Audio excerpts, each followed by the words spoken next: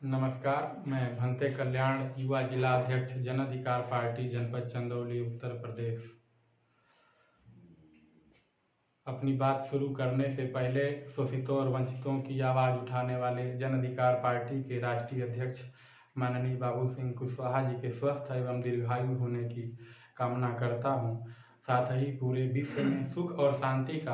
प्रसार हो, इस बात की प्रार्थना करता हूँ। साथियों, इस देश के शासन और संचालन को यदि आप समझेंगे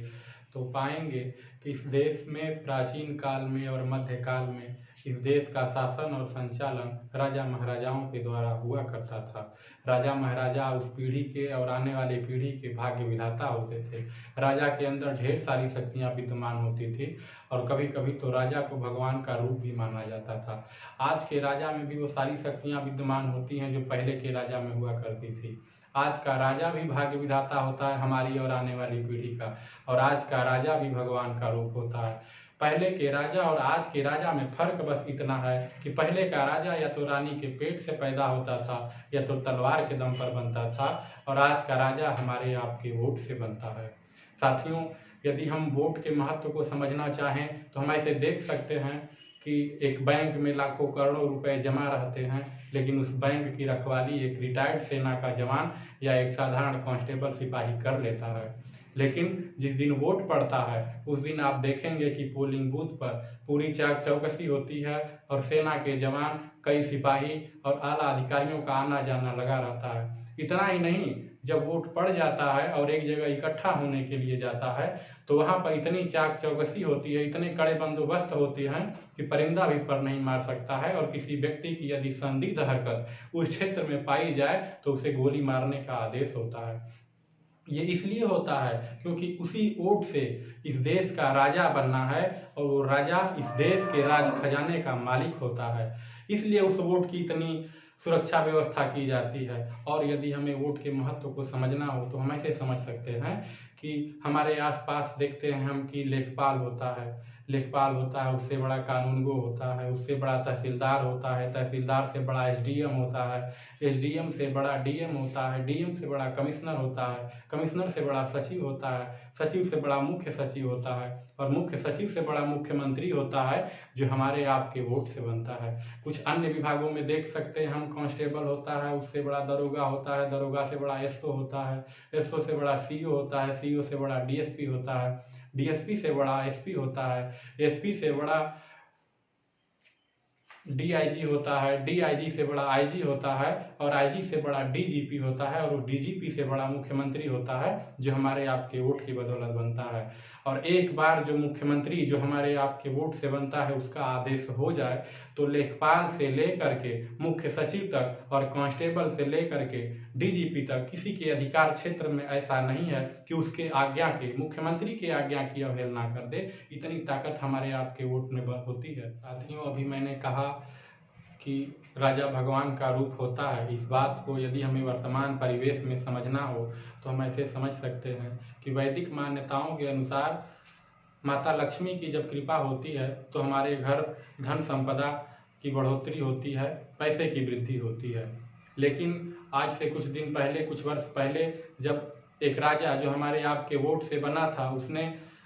500 और 1000 के नोटों को बंद कर दिया, तो हम यदि माता लक्ष्मी के दरबार में उस नोट को चढ़ाएंगे तो वहाँ का पुजारी भी मना कर देगा कि यह रद्दी कागज का टुकड़ा है, इसकी कोई कीमत नहीं है। यदि हम डायरेक्ट लक्ष्मी माता से ही विनती करें वो भी उसको नहीं चला पाएंगी। या फिर माता लक्ष्मी के नाम पर, उनकी पूजा कराने के नाम पर जो लोग चंदा काटने आते हैं उसको चंदे के रूप में देंगे कि भाई आप चंदा काट रहे हैं माता लक्ष्मी की पूजा के लिए, हो सकता है कहीं ना कहीं माता लक्ष्मी आपकी ज़्यादा सुनती हो, उनसे कहिएगा कि हमारा 500 और 1000 का नोट चला दें, तो वो भी इस बात से इनकार कर देंगे और वो नोट हमारा जो माता लक्ष्मी की कृपा से आया था हमारे घर में वो रद्दी कागज का टुकड़ा बन जाएगा। लेकिन फिर वही राजा जिसे हमने आपने वोट दे करके बनाया है, यदि वह वहाँ से बोल दे कि अब वही पुराना 500 और 1000 का नोट चलेगा तो फिर से वह 500 और 1000 का नोट सभी लोग स्वीकार करने लगेंगे। कहने का आशय ये है कि यदि राजा भगवान से ज़्यादा शक्तिशाली नहीं होता है तो यह तो जरूर है कि भगवान से कम शक्तिशाली भी नहीं होता है।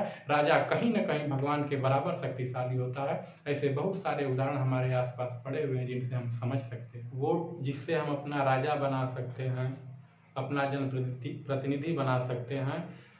इसका इस्तेमाल करते समय क्या हमने कभी इतनी बातें सोची, इन महत्वपूर्ण बातों पर विचार किया कि हमारे वोट की ताकत कितनी है, कैसे ये हमें अधिकार मिला वोट देने का, इस पर हम विचार किए। अगर नहीं किए तो करना चाहिए, अगर किए तो बहुत अच्छी बात है। साथियों, हमारा दुर्भाग्य है कि हम मूल्यांकन करते हैं तो ये भी पाते हैं कि हमने वोट इतने महत्वपूर्ण हथियार को कभी 1500 रुपये पर, कभी शराब पर, कभी मांस मछली पर, कभी कपड़ा पर, कभी व्यवहार में, कभी इसको जिताना है, कभी उसको हराना है, कभी साइकिल मिलेगी, कभी लैपटॉप मिलेगा, इन तरह की चीज़ों पर हमने वोट दिया है। लेकिन वोट हमें कैसे देना चाहिए, वोट का मतलब क्या होता है, इसको यदि हम समझना चाहें तो वोट अंग्रेजी का एक छोटा सा शब्द है जिसका मतलब होता है मत, और मत का मतलब होता है विचार। हम जब अपना वोट देते हैं तो इस बात से संतुष्ट होते हैं, इस बात से अपनी मर्जी जाहिर करते हैं कि हम आपके विचारों से संतुष्ट हैं और आपके नेतृत्व में यह देश ठीक ठाक आगे बढ़ेगा, संपन्न रहेगा। वो विचार क्या हो सकता है जिससे इस देश का संचालन हो। किसी को बाबा साहब डॉक्टर भीमराव अंबेडकर की विचारधारा पसंद है, किसी को महात्मा गांधी जी की विचारधारा पसंद है, किसी को सम्राट अशोक की विचारधारा पसंद है, किसी को महात्मा ज्योतिबा फूले की विचारधारा पसंद है, किसी को मार्क्स की विचारधारा पसंद है, किसी को भगवान बुद्ध की विचारधारा पसंद है। अलग अलग तरह के लोगों को अलग अलग विचारधाराएं पसंद आती हैं। लेकिन हमें याद करना होगा कि आज़ादी के बाद जब इस देश का संचालन करने के लिए इस देश के विज्ञजनों ने एक कमेटी बनाई जिसको हम संविधान सभा कहते हैं। तो उस संविधान सभा में, जिसमें मुख्य रूप से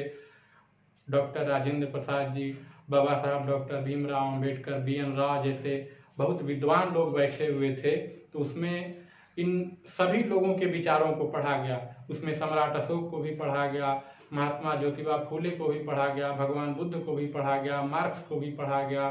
हिटलर को भी पढ़ा गया। मतलब दुनिया में जितने भी लोग अपना प्रभाव छोड़ते हैं ऐतिहासिक स्तर पर, उन सभी लोगों के विचारों को पढ़ा गया। कई अन्य देशों के संविधान को पढ़ा गया, अध्ययन किया गया। और वर्तमान समय में हमारे देश में जो लोग विद्वान थे, जिनकी विचारधाराएं लोगों तक पहुंचती थी, जिन विचारधाराओं को लोग फॉलो करते थे, उनकी भी विचारधाराओं पर अध्ययन किया गया और एक निष्कर्ष निकाल करके संविधान बनाया गया कि इस संविधान में वो सारी अच्छी चीज़ें निहित हैं जिससे यह देश चलेगा। और उस समय उस संविधान सभा के सभी विद्वान जन उस संविधान से संतुष्ट थे।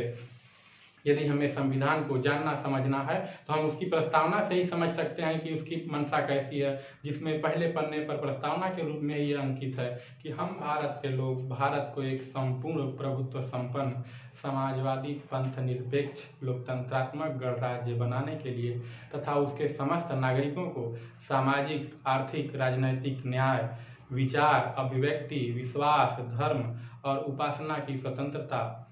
समता, प्रतिष्ठा और अवसर की समता प्राप्त कराने के लिए उन सब में व्यक्ति की गरिमा और राष्ट्र की एकता और अखंडता सुनिश्चित कराने वाली बंधुता को बढ़ावा देने के लिए दृढ़ संकल्पित होकर एतद द्वारा इस संविधान सभा में इस संविधान को अंगीकृत, अधिनियमित और आत्मार्पित करते हैं। तो ये देश संविधान की विचारधारा से चलना चाहिए, क्योंकि इस संविधान में सभी चीज़ें निहित हैं। साथियों, अगर आप भी संविधान की इस पवित्र भावना के साथ इस देश को संचालित होते हुए देखना चाहते हैं तो आइए हम सब मिलकर जन अधिकार पार्टी के साथ इस मुहिम को आगे बढ़ाएं, क्योंकि जन अधिकार पार्टी इस देश में संविधानवाद के अलावा कोई वाद नहीं लाना चाहती है। बहुत बहुत धन्यवाद।